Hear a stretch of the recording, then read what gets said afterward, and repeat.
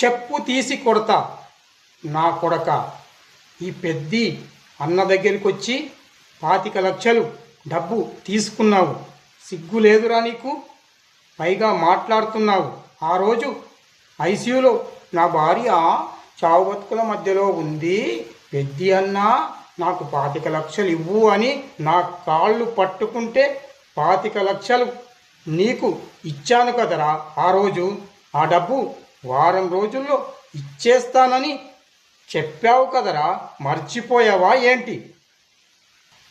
25 లక్షలు పువ్వుల్లో పెట్టి ఇస్తానని చెప్పావు కదరా ఆ రోజు. ఏం పువ్వులు దొరకలేదా? నాకు పువ్వులు అక్కర్లేదులే, నా 25 లక్షల డబ్బులు నాకు ఇస్తే చాలు, ఈ పెద్దికి ఇస్తే చాలు. లేదంటే ఈ రిజిస్ట్రేషన్ కాగితాలు తీసుకొని వెళ్తున్నాను. నువ్వు రేపు